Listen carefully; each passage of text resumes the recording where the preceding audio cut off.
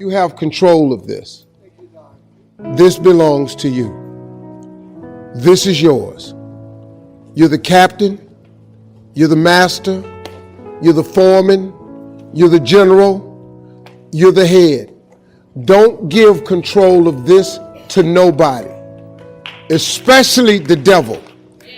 Do not let Satan come in here and function and operate, because he has one mission: to keep you off course, to make you not think it's possible, to make you think that God don't hear you. His job is only to destroy you, to make sure that you don't become what God intended for you to become. That's the mission of the devil. Now, if you don't believe in the devil, this conversation ain't for you. If you don't believe in God, this conversation ain't for you. I'm not talking to you. I'm talking to people who are spiritually based.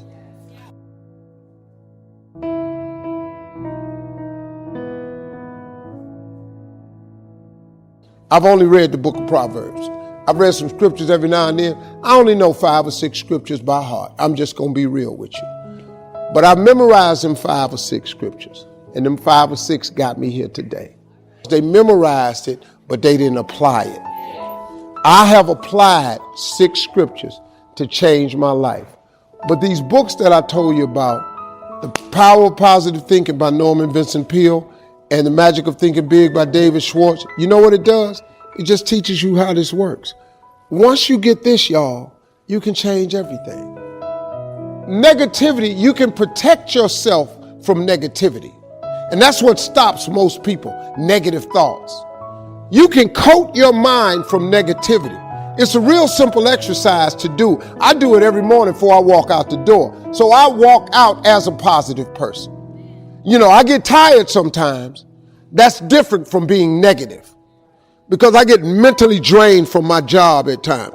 But to coat your mind from negativity, the way you can put a coating around your mind is with one simple thing: gratitude. Gratitude erases negativity.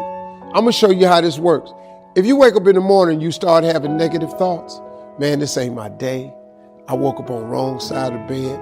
I'm tripping. I just don't feel myself.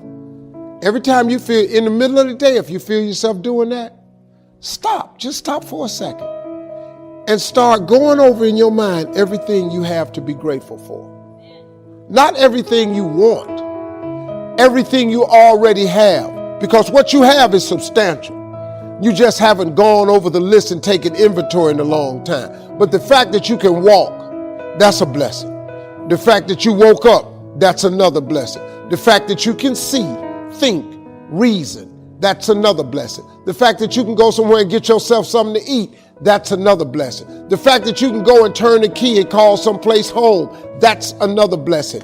The ability to dream is a blessing. The fact that you have an opportunity to get it right is another blessing. The fact that you're beautiful, that's another blessing. The fact that you have any measure of health, that's another blessing. And I'm just talking to you, I don't even know you. I could give you 50 things you ought to be grateful for right now. I don't even know you. Start coating your mind with gratitude. It'll change everything for you. Forgive and grow. I had to let that luggage go. You see, your mind is you know, when you go into a service station to get gas, you don't go in there and just start pumping. When you push the lever up, it clears the previous bill. By the same token, if you want to begin to move, you've got to clear your mind of all the unnecessary luggage and baggage that's weighing us down. I couldn't move. I couldn't think about what am I going to do to get out of this situation, because I was so concerned about what happened and what he did to me and how bad it was. I was so stuck in that I couldn't even focus on what I should have done. Feeling sorry for myself and angry, and none of that was taking me anywhere. So pretty soon I learned through effort, made a conscious, deliberate, determined effort. I had to let it go. I had to forgive it. Let it go and begin to focus on developing myself. And I say to you, you're going to have people to do things to you. Things are going to happen to you. And the most important thing to do is to harness your will and let it go and move so you can grow, so you can get on with your life. It doesn't matter about what happens to you. What matters is, what are you going to do about it? What are you going to do now, Les? How long are you going to repeat the same thing over and over and over and over and over again? How many times do we have to hear that? Don't go around telling people what your story is. Everybody has a story. 80% don't care and 20% glad it's you. All of us have experienced some tragedy, and if we haven't, we will. And you can either let it destroy your life or you can build upon it. You can permit it to let it hold you down, or you can decide, I'm not going to let that happen to me. I'm bigger than this. Make a declaration to yourself. Declare all out war that you're going to get out of this rut. I don't care how good you are. I don't care how talented you are. I don't care how much you work on yourself. There are some times when things aren't going to go right. They just are not going to go right. There are times when anything that can happen will happen. Murphy's Law will be knocking at your door. Why? I don't know why. That's called life. I suggest to you that if you are facing a challenge, don't stop. Stay busy. Work your plan. Continue to do those things that you know that work for you after you have evaluated yourself in the situation. Continue to move. Stay busy, stay busy, stay busy. Find somebody that you can help so you can forget about you for a moment. See, sometimes the best thing to do is to be. Sometimes you have to just back up and go within yourself. A bow and arrow, you can't take a bow and just push it out an arrow. You just can't push the arrow out. You have to pull it back and then release it. Sometimes you have to back up and go within and pray and meditate and recharge your batteries. Go away, clear your head, and then come back and look at it from a different vantage point. Don't operate while you're under the spell or the effect of what's going on. Next thing is that you've got to activate the thinker in you. Don't allow your emotions to control you. We are emotional, but you want to begin to discipline your emotion. If you don't discipline and contain your emotions, they will use you.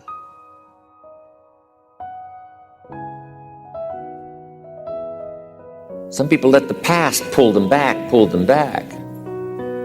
The past can be like gravity if you let it to pull you back. Not just to think about it to get advice from mistakes to carry on for the future. But some people live in the past. They live in the darkness of the past. They live in the mistakes of the past. They live in the discouragement of the past. They didn't make it, and that affects them for the rest of their life, living in the past.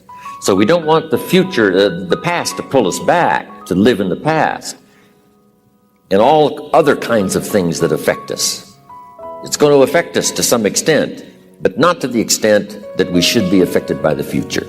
So make this note, dreams and goals can become magnets.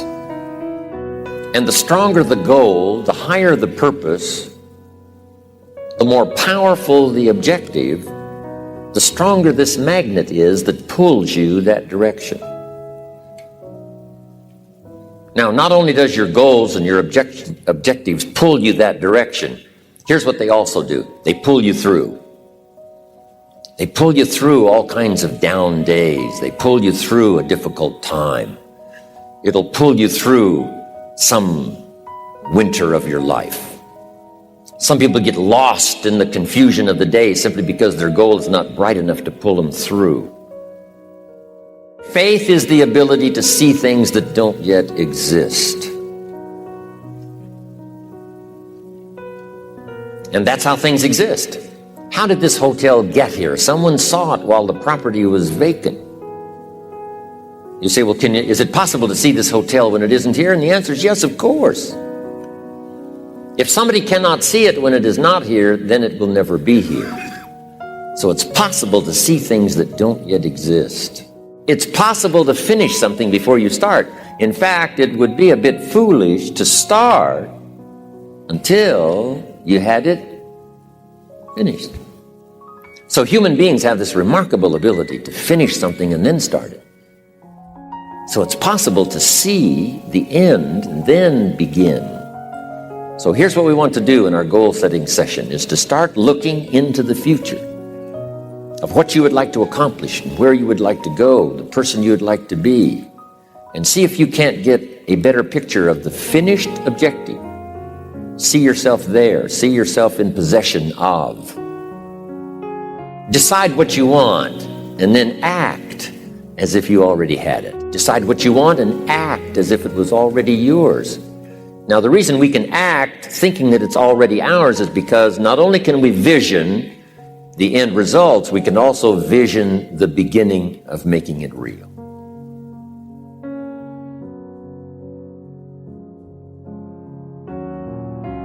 You know, weeds don't have to have any encouragement to grow. You don't have to water them. They don't have to get sunshine. They don't have to have fertile ground. They will grow through the cracks of a sidewalk.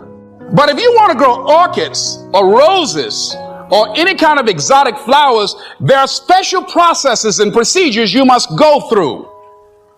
Well, by the same token, you don't have to force yourself or motivate yourself to think negatively, to be depressed, to hate somebody, to want revenge, to want to get back at somebody, to beat yourself up over the head, to feel loaded with guilt. You don't have to make any effort to do that. Your mind is on automatic. It will do that by itself. But if you want to begin to move into your own personal greatness, if you want to begin to really enjoy a happy, successful, healthy life, you've got to be willing to go against the tide. You've got to be willing to harness your will and say, in spite of this, I'm in control here. I'm not going to let this get me down. I'm not going to let this destroy me. I'm coming back, and I'll be stronger and better because of it. You have got to make a declaration that this is what you stand for. You're standing up for your dreams. You're standing up for peace of mind. You're standing up for health. You want it, and you're going to go all out to have it.